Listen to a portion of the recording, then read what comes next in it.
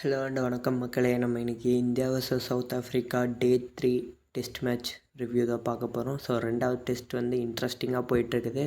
So India வந்து another series வந்து test series ஹோமில் தோக்க போகிறாங்க. ஸோ ஃபுல்லாக வீடியோக்குள்ளே போயிடலாம்.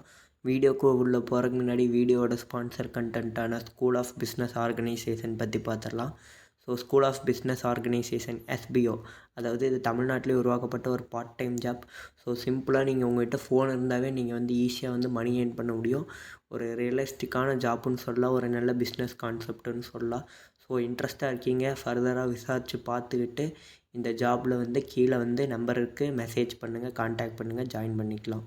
ஸ்கிப் பண்ணாதீங்க. பெரிய தப்பு. தினம் 300 ரூபாய் சம்பாதிக்க அரிய வாய்ப்பு. இன்ஸ்டாகிராம், ஃபேஸ்புக் பயன்படுத்த தெரிந்தால் போதும். Content post and content publishing மூலமா தினம் 300 ரூபாய் சம்பாதிக்கலாம். இந்த வேலை செய்ய 5 நிமிடம் போதும். Work training support, group communication support, all language customer live chat support, முக்கியமா சொந்தமா ஒரு பிசினஸ் ஸ்டார்ட் பண்ற அளவுக்கு உங்களால கற்றுக்கொள்ளவும் முடியும், சம்பாதிக்கவும் முடியும். இந்த வேலை வாய்ப்பு வழங்குவது 5 வருடத்திற்கு மேல ரன் ஆகிட்டு இருக்க நம்ம தமிழ்நாட்டு company School of Business Organisation Private Limited. மேலும் விவரங்களுக்கு டிஸ்கிரிப்ஷன்ல கொடுத்திருக்க நம்பருக்கு வாட்ஸ்அப் பண்ணுங்க. ஸோ அதை மேட்ச் ரிவ்யூன்னு சொல்லாமல் நம்ம எப்படி சொல்லலாம்னா வந்து எனக்கு புலம்பருக்கு எங்கே புலம்புறதுன்னு தெரியல. ஸோ அதங்காட்டி பார்த்தீங்கன்னா நான் வந்து இந்த சேனலில் இந்த வீடியோவில் புலம்பிட்டு போயிடலான்னு வந்திருக்கேன். பிகாஸ் இந்தியாவோட பர்ஃபார்மன்ஸ் அந்தளவுக்கு இருக்குது. ஸோ இந்தியாவோட டெஸ்ட்டு பார்த்தீங்கன்னா டெஸ்ட் அணி வந்து ஒரு டிரான்சாக்ஷன் ஃபேஸில் இருக்குதுன்னு சொன்னாலும் என்ன தான் வந்து கௌதம் கம்பீர் உள்ளே வந்ததுக்கப்புறம் தான் இத்தனை பிரச்சனையும் நடந்தது. ஸோ இந்தியா வந்து ஒரு ரொம்ப வருஷம் கழிச்சு லாஸ்ட் டைமே பார்த்தீங்கன்னா நியூசிலாண்டோட ஒயிட் வாஷ் ஆனாங்க 3-0. அப்போவே வந்து ஒரு வேக்கப் காலாக இருந்திருக்கணும் இந்தியாவோட டெஸ்ட் சைடுக்கு. பட் அவங்க அப்போ இருந்தே எதிர்பார்க்கல.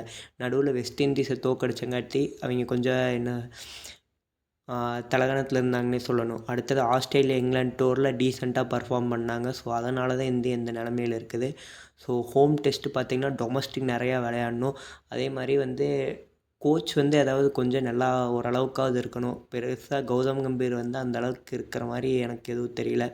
So hats off to Jaiswal, Washington Sundar and Kuldeep Yadav. So அவங்க 3 பேர்த்தனால தான் வந்து இந்தியா இந்த 200ங்கிற ஒரு ஸ்கோருக்கே வர முடிஞ்சிச்சு.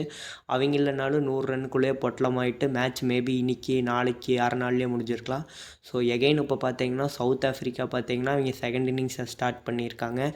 ஸோ எவ்வளோ டார்கெட் செட் பண்ணுவாங்கன்னு பார்க்கலாம். நாளைக்கு மேபி 1 or 2 செஷன்லேயே முடிச்சிருவாங்க. முடிச்சுட்டு ஒரு 500 கிட்ட டார்கெட் செட் பண்ண போகிறாங்க.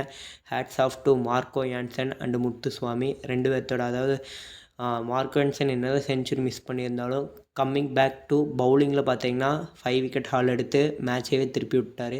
முத்துசுவாமியோட 100. ஸோ ஃபர்தராக நாளைக்கு என்ன நடக்குதுன்னு பார்க்கலாம். Bye guys.